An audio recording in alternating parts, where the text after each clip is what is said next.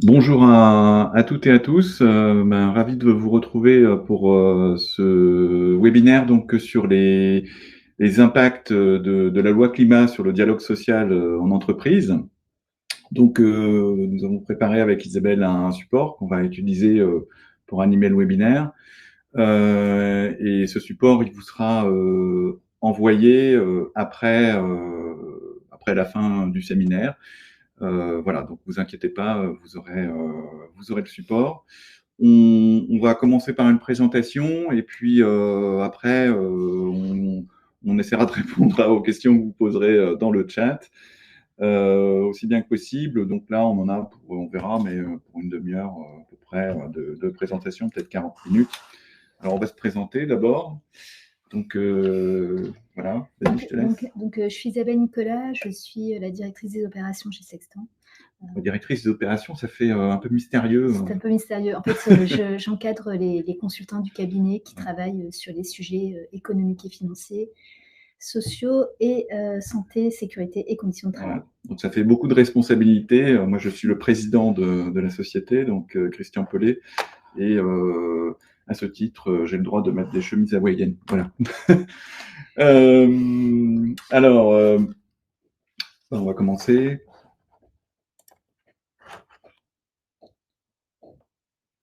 Alors, donc, d'abord, quelques petits éléments, quelques rappels sur ce que ça veut dire, cette crise climatique et où est-ce qu'on en est. Donc, voilà, donc vous le savez, enfin, vous l'avez entendu dire. Donc, on est sur un processus de réchauffement avec des objectifs de limitation de ce réchauffement. Alors, on raisonne toujours par rapport à la période pré-industrielle, hein, donc c'est la période 1850-1900. Et l'objectif qui a été fixé dans le cadre des accords intergouvernementaux, c'est de limiter ce réchauffement à 1,5 degré par rapport à la situation qui existait dans cette époque pré-industrielle. En pratique, donc vous avez sur ce graphique les dernières projections disponibles telles qu'elles ont été réalisées par le GIEC, le groupe de scientifiques qui travaillent sur justement la compréhension et l'évaluation du réchauffement climatique. Ce que vous pouvez voir ou pas, parce que je ne sais pas dans quelle mesure ça s'affiche très très bien sur vos écrans, mais par rapport à ces 1,5 degrés, en fait, on a déjà consommé plus des 2 tiers. Hein, donc c'est ça qu'il faut se dire, c'est pas 1,5 degrés à partir de maintenant, c'est 1,5 degrés par rapport à la période pré-industrielle. Et vous avez la partie grise de la courbe qui vous montre tout ce qu'on a déjà consommé. Et ensuite, vous avez des courbes de différentes couleurs qui, en fonction des scénarios, de la mobilisation des acteurs, aboutissent à un réchauffement qui pourrait être contenu, limité dans les meilleurs des cas, ou au contraire, qui pourrait s'accélérer, hein, puisqu'on a des scénarios qui vont, au pire, jusqu'à plus de 5 degrés. Hein. Alors, ce qu'il faut se dire, c'est que les 1,5 degrés, maintenant, le GIEC estime que c'est en 2030. Hein, donc, c'est vous dire à quel point la situation est quand même urgente et périlleuse. Hein. Il est très probable qu'on n'arrivera pas à limiter le réchauffement à 1,5 degré. Et il faut savoir que pour chaque dixième de degré supplémentaire, ce sont des conséquences, des impacts qui sont plus importants. Le niveau des mers qui monte plus haut, c'est l'acidité des océans qui peut croître aussi. C'est les phénomènes climatiques extrêmes qui deviennent plus fréquents. C'est les coraux qui disparaissent complètement ou pas. Enfin bref, il y a des tas d'impacts à la fois climatiques, mais aussi en termes de biodiversité qui sont très importants. Voilà, on va passer à la suite. Alors, les secteurs qui sont émetteurs de gaz à effet de serre, alors pour la France, lesquels sont-ils? Donc on a, ça ne vous surprendra pas, les transports, c'est le secteur principal, et notamment tout ce qui est à base de pétrole. Voilà, votre voiture, les camions, les avions, tout ça. La production industrielle Et puis donc l'agriculture, qui est un fort émetteur de gaz à effet de serre par différentes voies, y compris par la production de méthane. Les bâtiments, la transformation d'énergie, l'énergie elle-même, bien évidemment. Donc, vous avez là la répartition donc par secteur de l'émission des gaz à effet de serre. Et donc, au total, par Français, eh bien, c'est 10 tonnes d'équivalent CO2 par habitant que nous produisons, avec un effort qui est à faire au niveau de chacun d'entre nous pour réduire cette empreinte, et bien sûr au niveau des entreprises, des administrations, des collectivités publiques. Voilà. Et bon, il faut bien comprendre que l'émission de gaz à effet de serre, c'est pas seulement les gaz qu'on émet,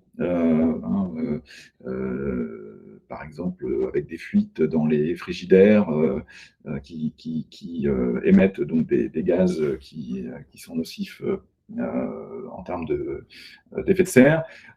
C'est pas non plus uniquement donc ce qu'on émet à travers la production d'énergie, si avec des centrales au charbon ou des turbines à gaz.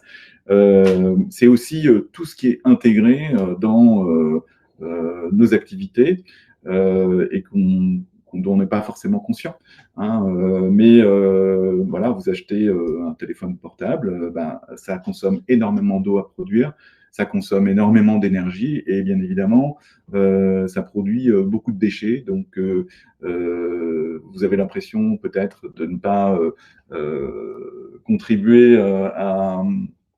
à l'émission de gaz à effet de serre quand vous achetez un téléphone parce qu'il est produit ailleurs. En pratique, bien évidemment, il y a toutes ces importations d'émissions qui sont extrêmement importantes, et en particulier pour la France, puisque ça représente à peu près 50% de sa propre production de gaz à effet de serre. Donc c'est un élément important, et ça renvoie à une autre notion qu'on ne va pas détailler d'ailleurs dans le cadre de cette présentation, qui est celle des scopes 1, 2 et 3 qu'on trouve dans les bilans carbone. Il faut savoir que tout ce qui est émissions indirectes, en fait, finalement, en France en tout cas, c'est l'essentiel en fait des émissions de gaz à effet de serre à travers toutes les prestations que nous achetons pour conduire des activités. Alors, on va passer à la suite. Alors, ce qu'il faut se dire, c'est que cette transition énergétique, enfin maintenant les objectifs, même si on n'a pas beaucoup parlé dans la campagne présidentielle, mais bon, il y a quand même un sentiment qui est de plus en plus présent, qu'il faut faire quelque chose. Et vous le verrez, enfin vous le savez déjà, mais il y a quand même des plans, des ambitions. Il y a beaucoup de personnes très intelligentes qui ont déjà travaillé sur des plans d'adaptation pour arriver à des solutions bas carbone ou zéro carbone, y compris enfin, dans un certain nombre de secteurs, mais en particulier dans le secteur énergétique.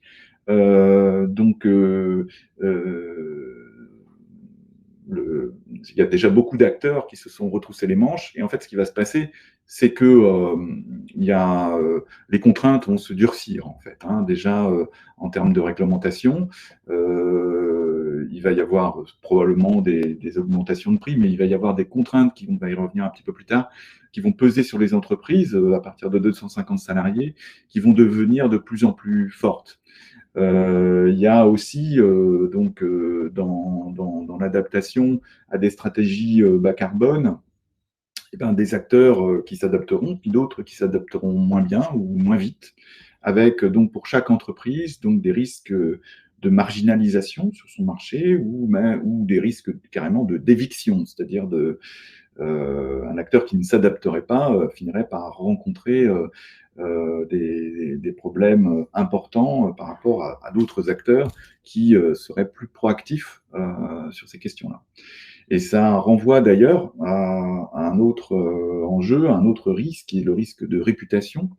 Ce risque de réputation, il concerne, vous l'avez constaté, des entreprises qui sont notamment fortement émettrices en gaz à effet de serre. Voilà, il y en a certaines qu'on connaît bien qui sont régulièrement attaquées. Mais ça concerne aussi toutes les entreprises, parce que ce qui est important à réaliser, c'est que la prise de conscience, elle s'est développée et elle est particulièrement forte chez les jeunes en particulier, et chez beaucoup de salariés. Il y a beaucoup de salariés qui veulent être formés aux enjeux de la transition écologique dans leur entreprise. Il y a aussi 2 tiers des jeunes, donc 18-30 ans, qui sont prêts à renoncer à postuler dans une entreprise qui ne prendrait pas en compte les enjeux environnementaux. Donc, voilà. Et je pense que dans un contexte où le chômage baisse, eh bien, les entreprises vont avoir probablement, pour celles qui ne s'adapteraient pas, de plus en plus de mal à renouveler leur effectif, à trouver des compétences parce que tout simplement, elles ne figureront plus, en tout cas avec leur réputation, leurs objectifs, etc. Et puis, bon, il y a tout des risques qui sont bien sûr liés à l'évolution des technologies. S'adapter à des stratégies bas carbone, ça veut dire mettre en place, ça veut dire réinventer des modèles, faire de l'éco-conception, ça veut dire revoir les modèles de production ou de distribution.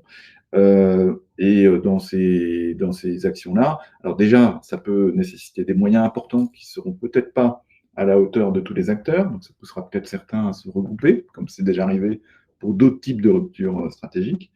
Et puis, il y aura peut-être aussi des paris qui s'avéreront plus fructueux que d'autres, et donc des acteurs qui feront des mauvais choix, des acteurs au contraire qui feront des bons choix. Et puis, je pense qu'il y aura aussi beaucoup d'acteurs qui ne feront pas de choix, et ça, c'est sans doute ceux pour lesquels on peut s'inquiéter le plus. Voilà, alors, et donc, alors on va en revenir sur les aspects de régulation. Alors, cette page est un peu dense, vous l'aurez plus en détail dans le support, mais ce qu'il faut réaliser, c'est que le sujet, il émerge pas maintenant. Donc, voilà, il y a pendant longtemps, les écologistes, les scientifiques ont crié un peu dans le désert, mais disons que depuis, on va dire, une dizaine d'années, les choses ont commencé à changer, et en particulier sur le plan des obligations qu'ont les entreprises, les choses se sont progressivement durcies. Voilà, elles vont continuer à se renforcer. Alors, je vais peut-être pas revenir dans le détail sur tout ce qui s'est produit dans le passé. Vous connaissez, pour les grandes entreprises, le bilan d'émissions de gaz à effet de serre. Voilà, vous connaissez la déclaration de performance extra-financière. Vous avez sans doute entendu parler de la taxonomie européenne qui vise à identifier les secteurs qui sont sur des stratégies durables vis-à-vis de la planète, et de façon à mieux orienter les investissements financiers. Ça veut dire que la taxonomie européenne va avoir notamment pour impact que les entreprises qui ne sont pas sur des secteurs, on va dire, vertueux, vont avoir de plus en plus de difficultés à financer leurs opérations. En tout cas, elles les financeront plus cher parce qu'il y aura moins d'investisseurs qui voudront aller sur ce type de secteur. Bon, vous connaissez les bilans carbone, donc avec une obligation qui s'applique aux entreprises de 500 salariés et plus. Ce qui va se renforcer dans le futur, c'est via de nouvelles directives européennes, l'obligation pour les entreprises de plus de 250 salariés de publier des informations qui seront normalisées sur les impacts de la crise climatique sur leur modèle économique, sur les plans d'action qu'elles mettent en place pour y résister, sur leur évaluation de la résistance, sur les plans d'action qu'elles mettent en place, et puis sur les résultats de leurs actions, et avec des batteries d'indicateurs qui, contrairement à la situation existante aujourd'hui, seront normalisées, y compris. Donc ça veut dire que ces informations, elles seront standardisées d'une entreprise à une autre, et elles seront comparables d'une entreprise à une autre, comparables au sein d'un même secteur, et donc elles serviront beaucoup mieux l'intérêt des investisseurs et de tous les tiers à l'entreprise. Voilà, et disons que ça limitera, je ne dis pas que ça va le supprimer, mais ça va limiter quand même assez sérieusement les possibilités qu'avaient les entreprises de faire du greenwashing, en fait, en évoquant les actions parfois un peu microscopiques qu'elles mettaient en place pour pouvoir publier quelque chose d'intéressant dans le rapport extra-financier. Cette nouvelle directive, donc, elle va s'appliquer à partir des comptes 2023, donc c'est demain en fait, hein, c'est-à-dire qu'en 2024, quand les entreprises de plus de 250 salariés, qu'elles soient cotées ou pas, émettront leur rapport annuel, eh bien, elles devront émettre aussi un rapport relatif à tout ce qui est tout ce qui est RSE en fait, avec donc ces normes considérablement durcies par rapport à l'existant, et avec y compris un audit de ces rapports par les commissaires aux comptes de l'entreprise, de façon à ce que ceux-ci puissent certifier, voilà, dans une certaine mesure, la sincérité des informations, voilà, en vérifiant qu'il y a une substance derrière. Voilà, donc vous voyez que le nouveau seuil, c'est 250 salariés. Donc, moi, je pense que les obligations qui existaient préalablement, les seuils vont être abaissés. Et progressivement, c'est toutes les entreprises qui vont devoir y passer. Alors, ce qu'il faut savoir, c'est que quand les entreprises en particulier, alors les grandes entreprises qui sont cotées, elles sont déjà soumises à des obligations, donc elles sont déjà percutées, elles sont équipées, donc elles ne vont pas être en retard. Mais à travers les études, les sondages qui sont faits auprès des chefs d'entreprise, en fait, il y a très peu de chefs d'entreprise, d'entreprises non cotées ou voilà, et dans les entreprises de taille intermédiaire, entre 250 et 1000 salariés par exemple, qui sont au courant. Et pourtant, c'est demain, hein, parce que mettre en place la production de ce type de rapport, ça ne se fait pas en 3 mois. Alors, ça se prépare bien à l'avance. Donc la conscience, le niveau de conscience sur les enjeux, aujourd'hui, il existe un peu plus qu'avant. Il est encore très faible. Et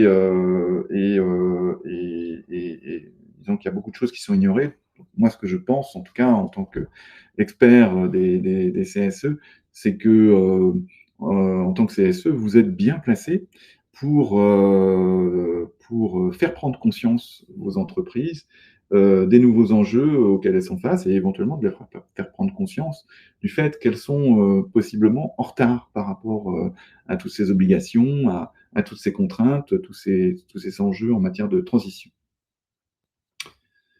Alors voilà, donc un petit point donc, sur la stratégie nationale bas carbone, hein, dont les objectifs vont être révisés prochainement dans le cadre de la planification écologique à venir. Donc vous voyez, ça c'est la stratégie de la France, secteur par secteur, avec les objectifs à 2030 et 2050.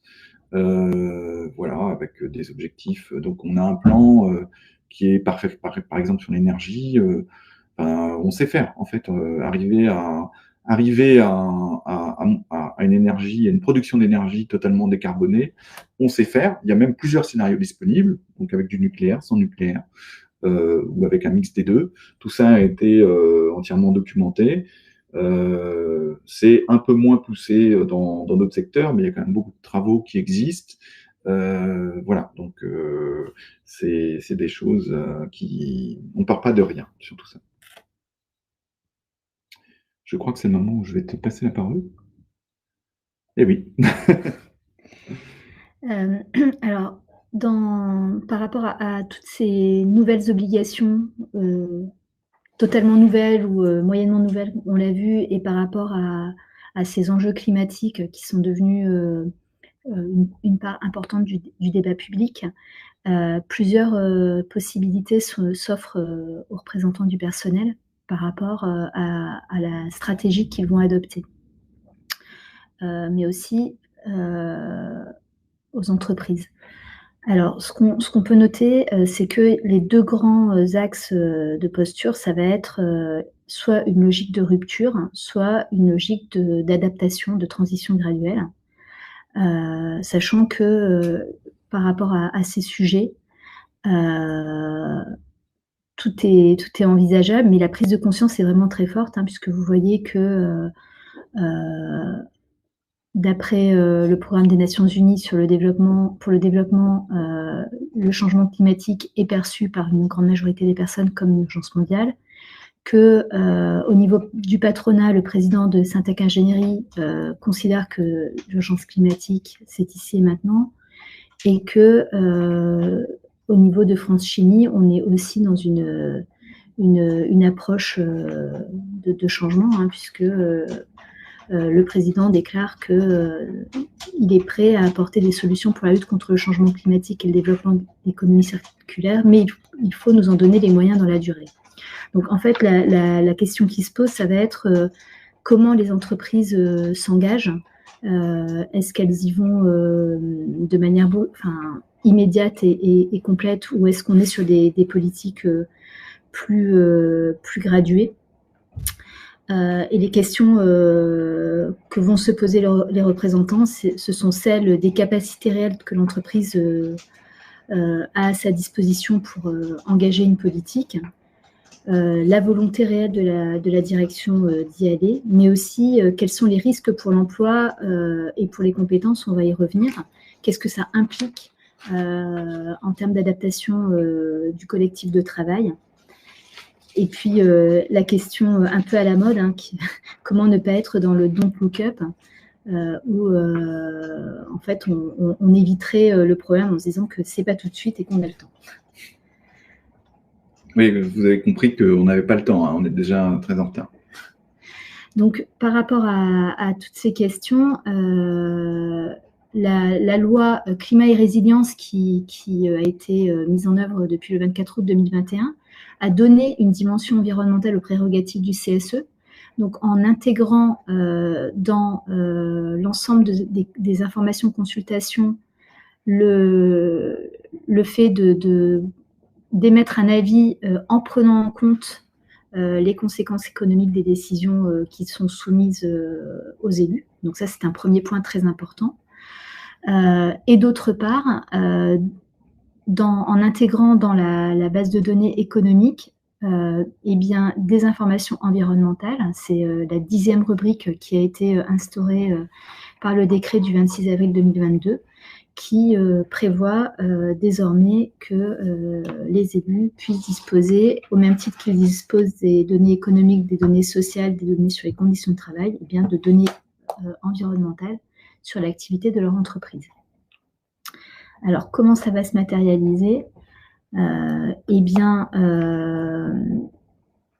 donc, on va distinguer plusieurs cas. Donc, pour les entreprises de plus de 500 salariés et ou suivant certains seuils financiers, je ne vous les détaille pas, mais vous pouvez les trouver très facilement.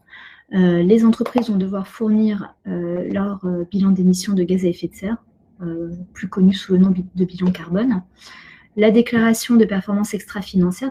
Donc tout ça, et le rapport annuel, incluant le plan de vigilance, ça, ce sont des obligations qui existent déjà depuis 2015 et 2017 pour ces différents éléments. Et donc, la base de données économiques et sociales vient s'enrichir d'une rubrique supplémentaire dans laquelle les entreprises vont devoir donner une vision de leur politique générale en matière environnementale, quels sont leurs plans, comment ils s'en prémunissent, quelles sont les mesures qu'ils prennent en matière d'économie circulaire et comment leur politique inclut la question du changement climatique. Donc ça, ce sont les éléments supplémentaires. Et puis dans le rapport de gestion et l'annexe au compte annuel, on a également des éléments qui concernent cette stratégie en matière environnementale.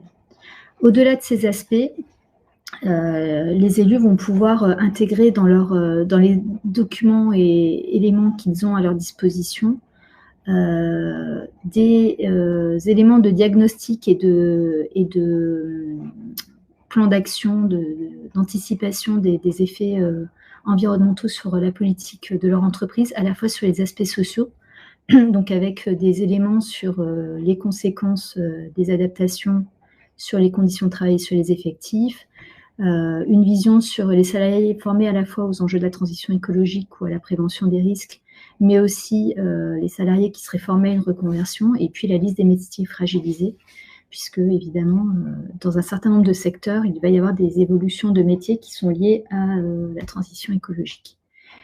Et sur les aspects économiques et financiers, bien là, on va pouvoir s'appuyer sur des éléments concernant les dépenses et les investissements qui sont engagés en matière de transition, et puis les adaptations dans les processus et outils de l'entreprise, et puis évidemment les scores obtenus sur les différentes notations. Et donc à partir de 2024, comme le disait Christian, le nouveau document de reporting, le CSRD, eh bien, sera soumis, ne sera pas soumis aux élus, mais il fera partie des éléments dont ils disposeront pour pouvoir se faire un avis sur...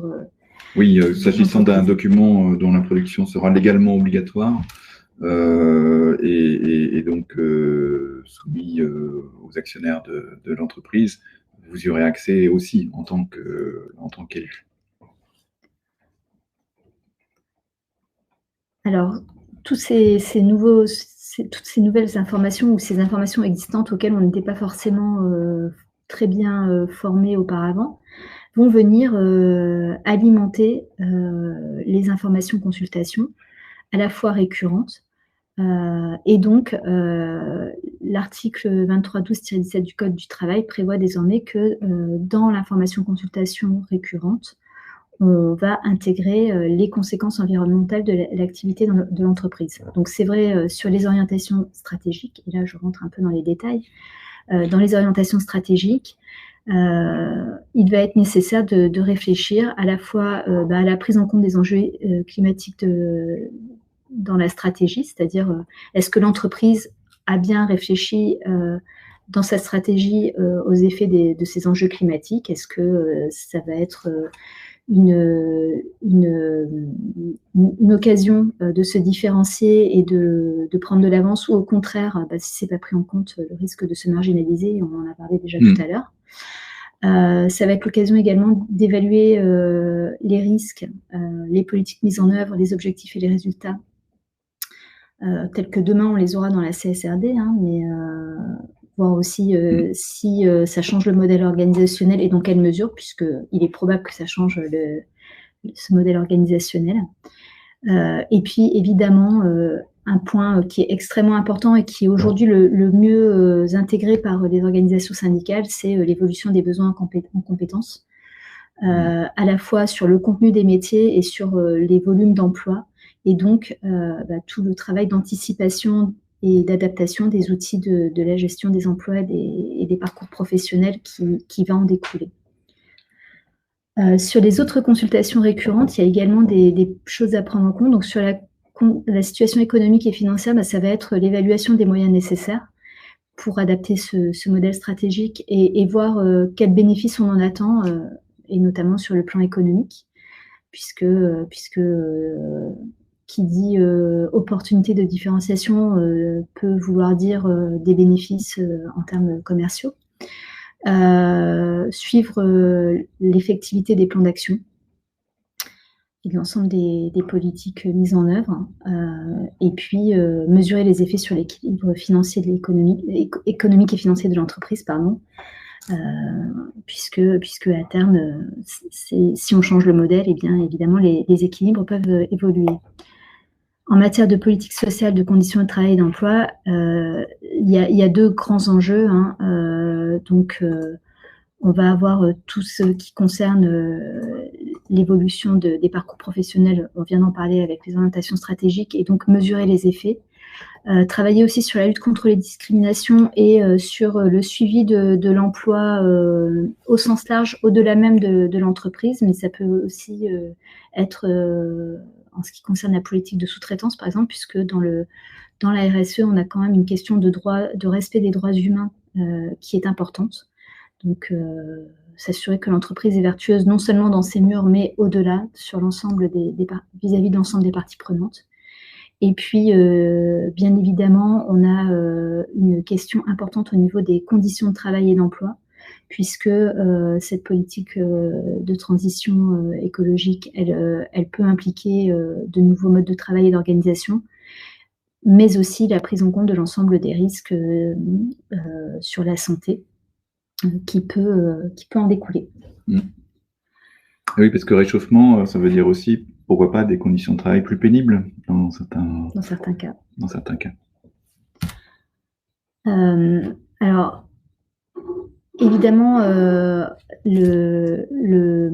l'intégration des conséquences environnementales, elle touche aussi les consultations ponctuelles, que ce soit sur les projets importants ou sur les risques graves.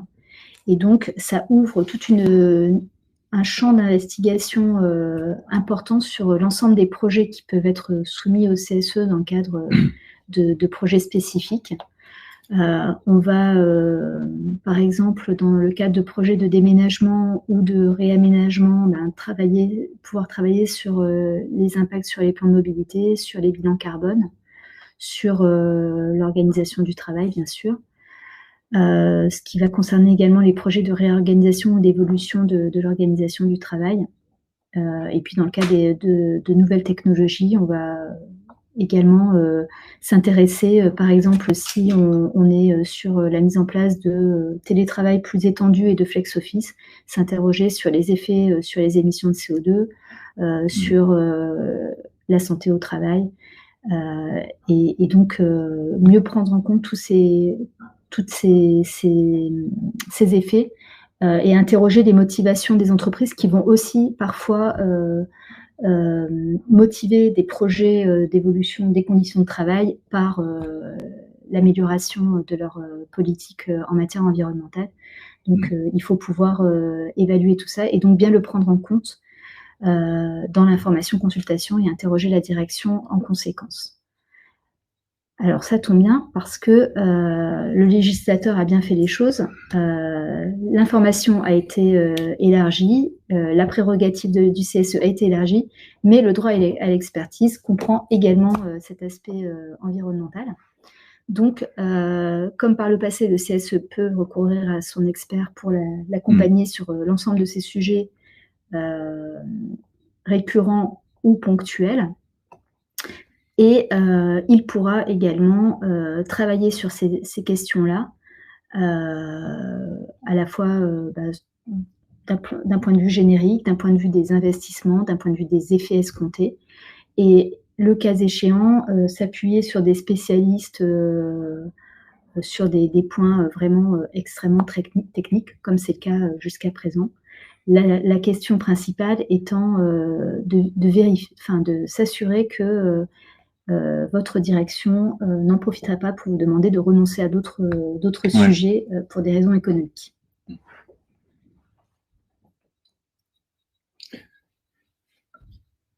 Ok, donc bon, on est presque arrivé au bout. Il nous reste deux ou trois pages avec des thèmes complémentaires à aborder.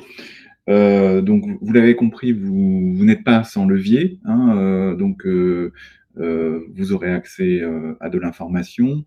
Dans le cadre des expertises que vous diligentez, vous pouvez donc demander à votre expert de travailler sur ces questions-là de façon à vérifier ce que peut dire l'entreprise et la challenger éventuellement, hein. C'est d'ailleurs un peu les premières demandes qui nous sont faites dans des entreprises où les élus se préoccupent du peu de consistance en fait des allégations de l'employeur quant à sa politique socialement et environnementalement responsable. Bon, donc ça c'est un point important. Alors après, les autres leviers que vous avez à votre disposition, moi j'en mettrai un en relief, hein, c'est la communication. D'ailleurs, il est indiqué ici interne, mais on peut très bien imaginer que ce soit externe. Ça renvoie d'ailleurs à une des questions qui a été posée dans le chat, qui est, alors, quelle est la formulation exacte? Quel est concrètement le pouvoir du CSE au-delà des aspects consultatifs? C'est une bonne question. Effectivement, hein, on n'est pas en cogestion en France, donc sur tous les sujets, vous êtes consulté, mais l'employeur n'est pas obligé de faire comme vous le souhaiteriez. Je pense que vous avez eu l'occasion de vous en apercevoir. Mais bon, pour un certain nombre d'entre vous, ils se sont aussi aperçus que même si les pouvoirs du CSE n'étaient pas, en tout cas juridiquement, gigantesques, ils existent et vous pouvez user de votre pouvoir d'influence. Voilà. Et je pense qu'il y a la communication, enfin, sur ce sujet, comme sur les autres, est absolument fondamentale. Et dites-vous que votre entreprise, elle aura d'autant plus de difficultés disons, à ne pas agir, hein, à être dans le don't look up, que personne ne viendra la mettre en face de ses contradictions ou ne viendra la challenger. Mais ça, pour le faire, c'est pas uniquement les PV du CSE, hein, parce que ça, vous savez qu'ils sont quand même peu lus, voire pas lus du tout. Voilà, ça suppose de la communication interne. Dites-vous que beaucoup de salariés, et en particulier les plus jeunes, sont très intéressés par la question, sont sensibilisés à la question, attendent que l'entreprise fasse quelque chose. Pour certains, ils en sont presque y compris choisir leur évolution professionnelle en fonction de ça. Hein, donc, ça contribue à des vagues de démission qu'on voit tout à fait. actuellement. Ouais. Donc c'est des éléments importants. Donc vous allez pouvoir vous appuyer. Enfin, ce que vous direz sera un impact et surtout ça peut renouveler les propos et les échanges que vous avez avec les salariés que vous représentez. Hein, la communication est un levier extrêmement important et donc il faut pas l'oublier. Et puis, vous avez bien sûr la voie juridique quand l'entreprise eh bien, ne respecte pas ce qu'elle est censée respecter. Donc, à partir du moment où tout ça est dans le Code du travail, ben, ça vous donne quand même un certain nombre de possibilités pour faire respecter vos droits. Voilà. Alors, je n'ai pas cité la commission environnement, donc je le fais là. C'est aussi quelque chose que dans le cadre des nouvelles négociations en matière de dialogue social qui sont en train de s'ouvrir à l'occasion de la fin du premier cycle des mandats CSE, c'est des choses que vous pouvez demander à mettre en place. Moi, je vous encourage à quand même pas traiter le sujet dans un silo, en fait. Hein, l'environnement, il faut l'articuler avec la stratégie de l'entreprise et les questions d'emploi et de compétences. Hein. Il ne faut pas le traiter comme un sujet en soi isolé. Hein. Il faut vraiment faire attention à bien concilier les choses. Donc voilà, donc vous pouvez donner un périmètre. À mon sens, il faut donner un périmètre plus large que l'environnement à une commission dans laquelle ces enjeux-là seraient intégrés.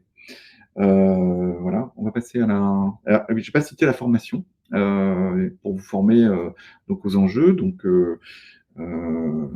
avec des acteurs, y compris comme Sextant, hein, pub gratuite. Donc, bon, il faut savoir que sur la formation, la thématique environnementale a été intégrée dans le cadre des formations à la préparation des mandats.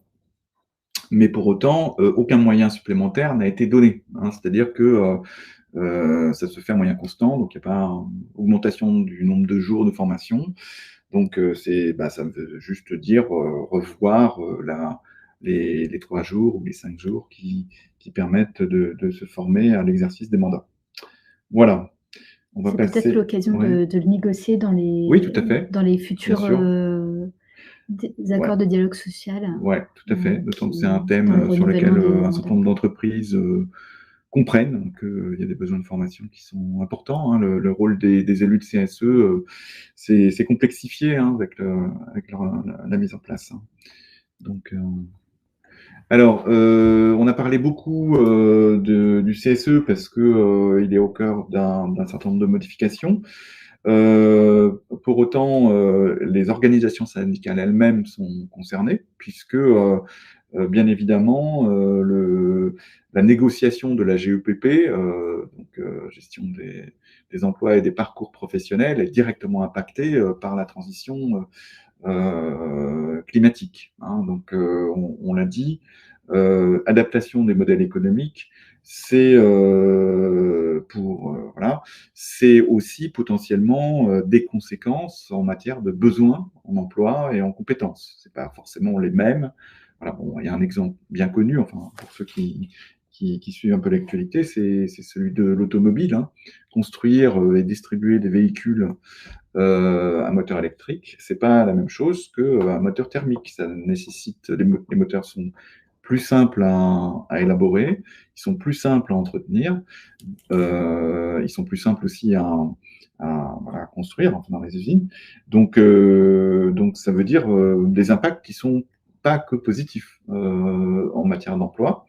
Euh, et voilà, et c'est ça, c'est pareil pour tout un ensemble d'autres enjeux, hein. Donc, euh, veillez dans vos futures négociations GEPP à incorporer ce thème. Ça veut dire que la consultation sur les orientations stratégiques, qui est censée nourrir la négociation sur la gestion de l'emploi et des parcours professionnels.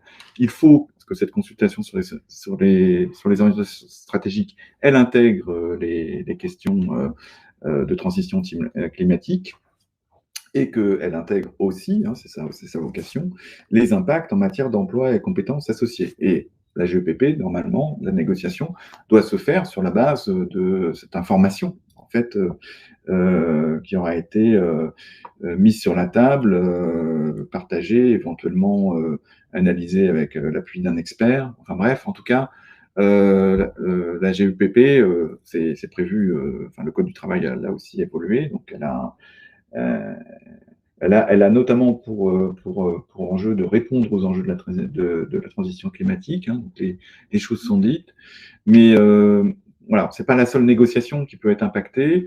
Il y a tout ce qui est rémunération et partage de la valeur ajoutée. Donc voilà, il y a certaines entreprises qui commencent, ou certains négociateurs qui commencent à défendre l'idée de l'incorporation de critères ESG dans les accords d'intéressement, par exemple, ou dans les variables d'un certain nombre de, de, de salariés. Mais on peut penser à des choses comme le forfait mobilité, hein, qui là peut concerner tout le monde. Sur la question de l'égalité pro, de la QVT et des conditions de travail, eh ben, on peut penser, on a parlé du télétravail, de ses impacts bénéfiques ou moins bénéfiques. Bon, bah ça, en tout cas, via la réduction des temps dans les transports, bien sûr, le télétravail peut avoir des impacts qui sont favorables en termes d'émissions de gaz à effet de serre. Voilà, on sait que c'est pas que des impacts favorables non plus. Et puis, il faut aussi prévoir enfin, les impacts au domicile du salarié. Hein, donc, tout ça peut se négocier. Enfin, on voit bien qu'on est avec une thématique qui est susceptible d'irriguer tout votre dialogue social. Voilà. Et donc, on va passer à la dernière page.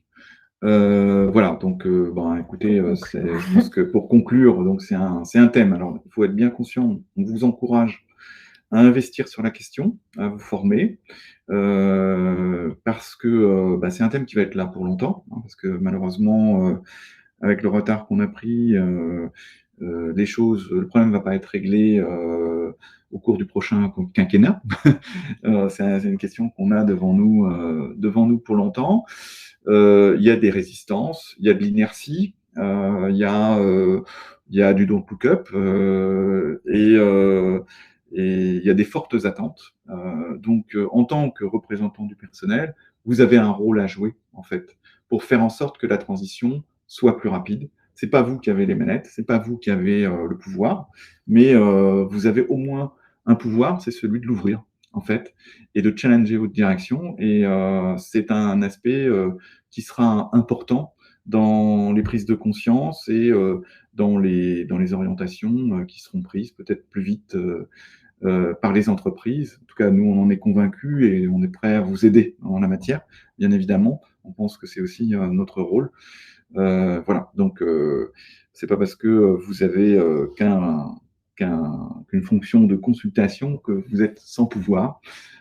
Sinon, on se demande comment la question environnementale aurait pu progresser, hein, parce que au départ, il y avait rien Enfin, il n'y avait pas d'encadrement réglementaire, il n'y avait pas de contraintes, et c'est parce que toute une série d'acteurs se sont préoccupés de la question, ont affronté leurs contradicteurs et les climato-sceptiques, que petit à petit, ils ont pu imposer les réalités sur lesquelles ils travaillaient.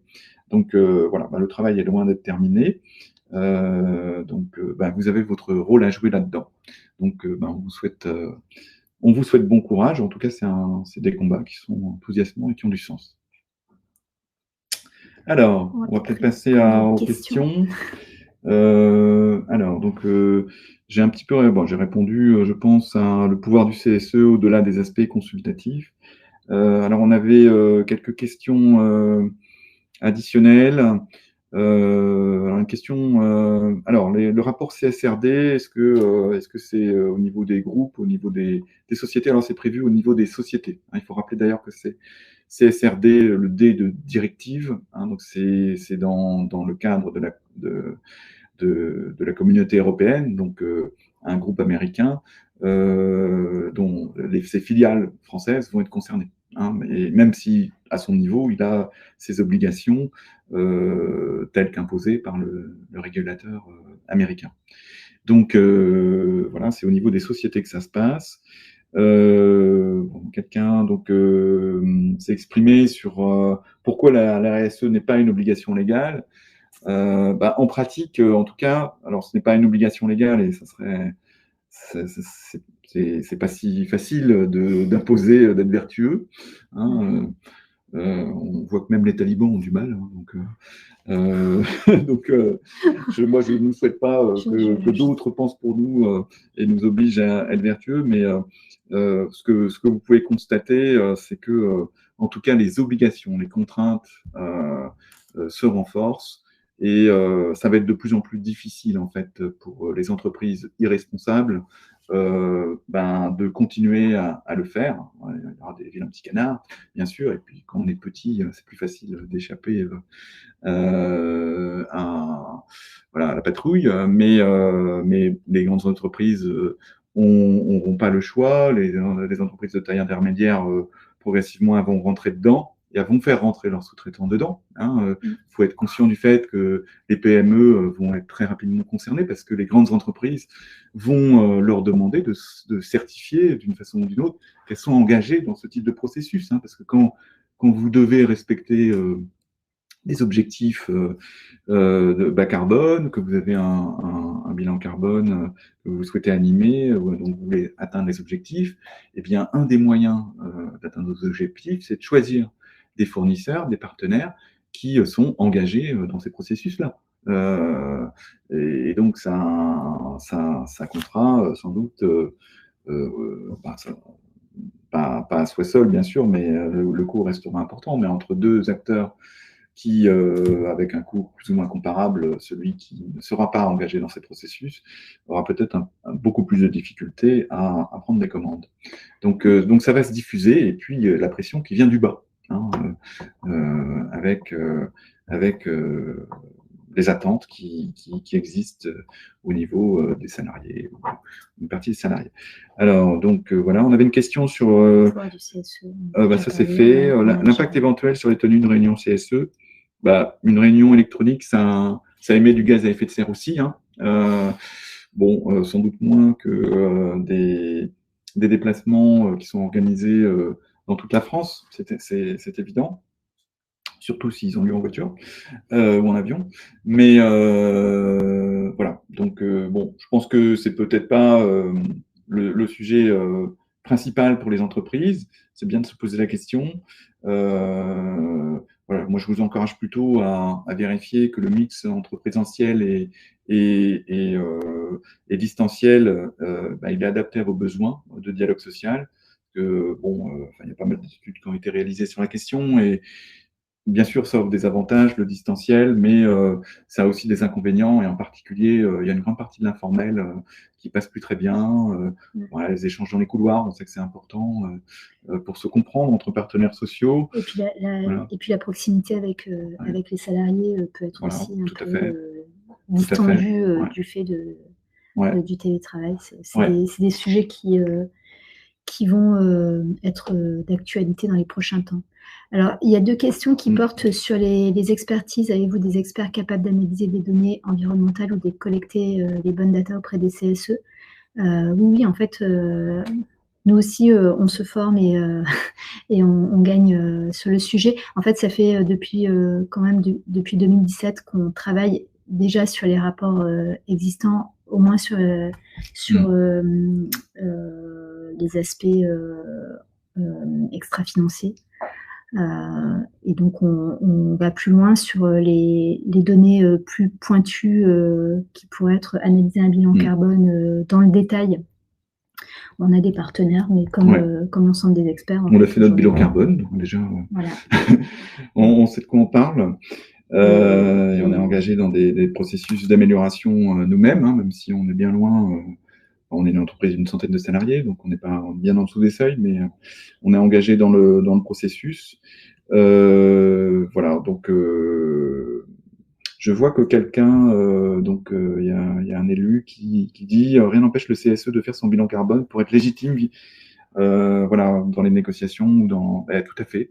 Y compris, c'est une question à vous poser. Alors, c'est pas forcément simple pour vous en tant qu'élu, parce que les salariés, ils peuvent être demandeurs de prestations, de voyages dans le cadre des offres sociales, qui sont pas toujours vertueux sur le plan des émissions de gaz à effet de serre.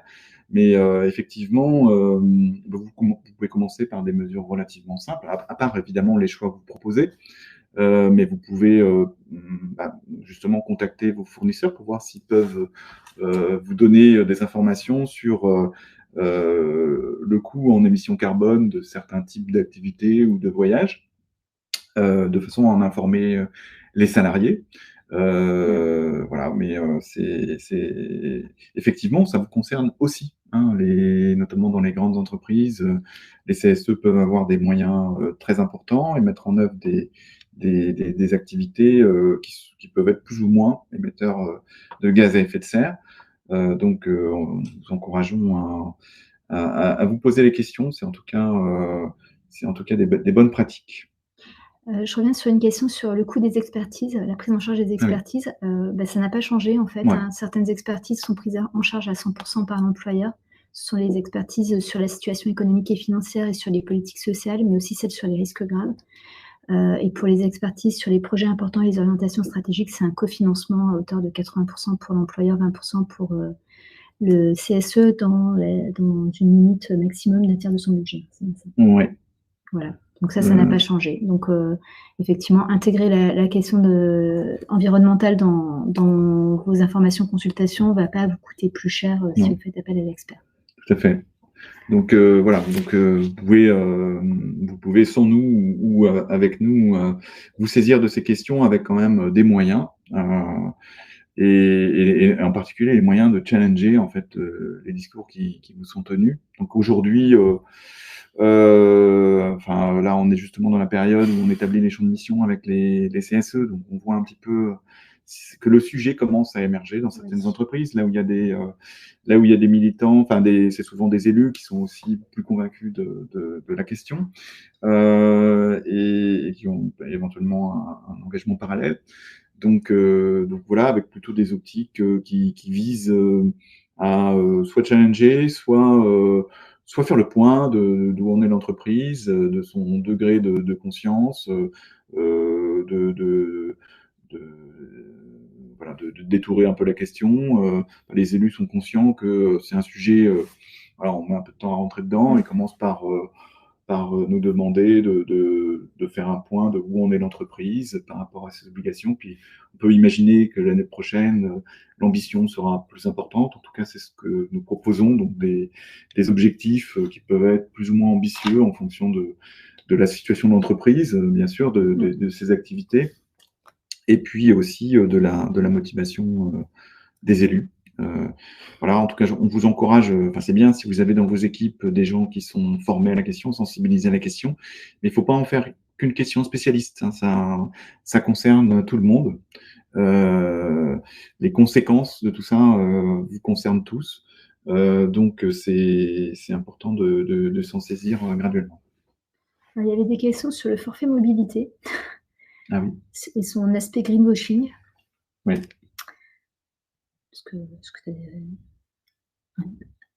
Est-ce qu'on peut passer outre, en fait, le fait qu'il n'y ait pas de prise en charge des transports en commun? Est-ce que tu as une réponse à ça? Qu'il n'y ait pas une prise en charge, il y a généralement une. Ah oui, passer outre, je ne sais pas si. Je ne sais pas répondre à cette question. C'est vrai que ça pose des questions. Non, mais, et là, bah, honnêtement, on n'a pas eu le cas, donc Pas encore, mais de toute il y a façon, des ça risques devrait. ensuite, éventuellement URSSAF, hein, donc Oui. c'est un peu le sujet pour les entreprises. Mm. Donc, bon, après, avec un peu d'imagination, on peut trouver des solutions, hein. On en trouve souvent. Une question sur les informations minimales qui doivent figurer dans la B2SE maintenant.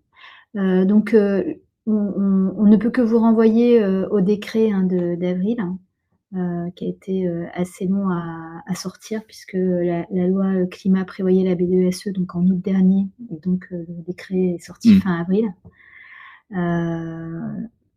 Avec des informations qui sont plus ou moins précises suivant la taille de l'entreprise, puisque pour celles qui étaient déjà soumises à l'obligation de publication d'informations, les documents qui devaient être fournis de manière obligatoire doivent figurer dans la B2SE. Pour les autres, on est plus sur des rapports, présentant la politique sans forcément d'indicateurs très précis à faire figurer dedans. Vous aurez donc les références dans le support. Voilà, écoutez, si vous n'avez pas davantage de questions, on va en rester là pour aujourd'hui. Ce qu'on a pour projet, en fait, nous, c'est un thème sur lequel on va continuer à travailler. Donc là, on a nos premières missions avec ce type de thème. Donc, ce qu'on prévoit de faire, c'est d'ici quelques mois de communiquer sur les premiers retours d'expérience, y compris on essaiera de faire participer des élus qui ont mis en place des actions. Voilà, parce que finalement, c'est ce qui est le plus intéressant. Voilà, et donc on vous informera de nos initiatives qui, pour le coup, seront sans doute en présentiel. Merci beaucoup Merci et beaucoup. très bonne journée à vous Et tous. oui, le support vous sera envoyé dans l'après-midi.